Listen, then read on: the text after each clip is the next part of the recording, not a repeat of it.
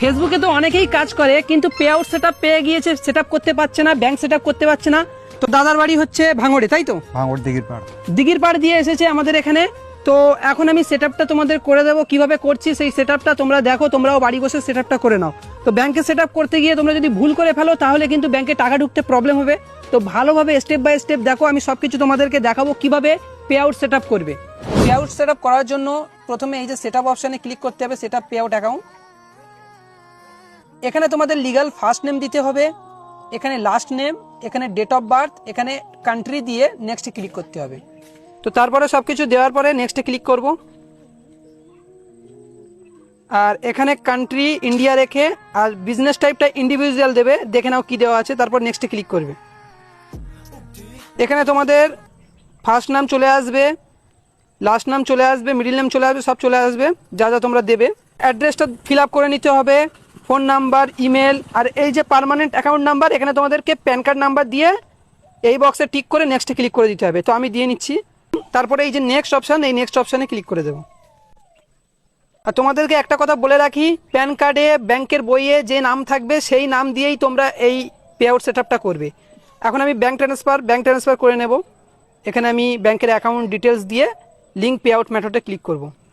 তো এখানে আমার নাম চলে আসলো, এখানে আমাকে আইএফসি কোড দিতে হবে, এখানে ব্যাংক অ্যাকাউন্ট যে নাম্বার আছে সেই ব্যাংক অ্যাকাউন্ট নাম্বার দিয়ে লিঙ্ক পে আউটে ক্লিক করতে হবে। তো আমি ফিল আপ করে নিচ্ছি। ব্যাংক ট্রান্সফার নিচ্ছে না বলে আমাকে ওয়্যার ট্রান্সফার করতে হচ্ছে, তো ওয়্যার ট্রান্সফারে ক্লিক করব। এখানে ওয়্যার ট্রান্সফারে সুইফট কোড দিতে হয়। সুইফট কোডটা তোমরা ব্যাংকের শাখায় গিয়ে জিজ্ঞাসা করবে কি সুইফট কোড তোমাদের ব্যাংকের। আর এখানে ব্যাংক নাম্বার, আর এখানে আবার ব্যাংকের নাম্বার দিয়ে লিঙ্ক পে আউট মেথড করে দিতে হবে। তো আমি দিয়ে নিচ্ছি, সুইফট কোড দিয়ে নিলাম, ব্যাংক অ্যাকাউন্ট নাম্বার দিয়ে নিলাম, লিঙ্ক পে আউট মেথড আছে এখানে ক্লিক করে দেবো। তারপরে এখানে চলে আসবে ট্যাক্স ইনফরমেশন, এটাকে আমাকে ফিল আপ করতে হবে। তো এখানে অ্যাড ট্যাক্স ইনফো এখানে ক্লিক করব। তারপরে এখানে পাসওয়ার্ড চাইছে, তো আমি পাসওয়ার্ড দিয়ে নেব। এখানে কারুর পাসওয়ার্ড চাই, কারুর আবার চাই না, তো আমার চাইলো তাই আমি দিয়ে দিলাম। তো চলে আসলো আইডি। তো এখানে কন্টিনিউ অ্যাজ আসিফ এখানে ক্লিক করে দেবো। তারপরে আর কিছু করতে হবে না, আবার একটা তোমার পেজ খুলে যাবে। তো এই যে পেজ খুলে গেল, এখানে প্রথমে এটা নো দেবে, তারপরে নিচে আবার নো দেবে, তারপর নেক্সটে ক্লিক করবে।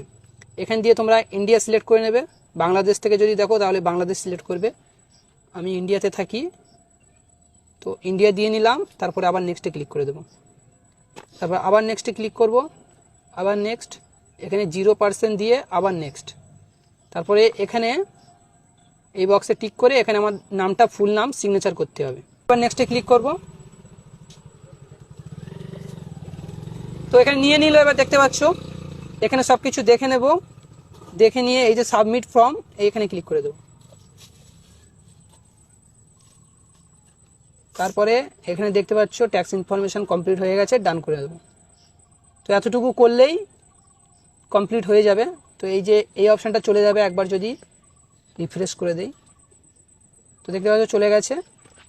তো এখানে ব্যাংক সেটআপ হয়ে গেছে, তোমাদেরকে দেখাই। পে আউটে আসবো, এখানে সেটিংয়ে যাব। তো দেখতে পাচ্ছ এখানে ব্যাংক সেটআপ হয়ে গেছে। তো এইভাবে তোমরা তোমাদের ব্যাংককে সেটআপ করতে পারো।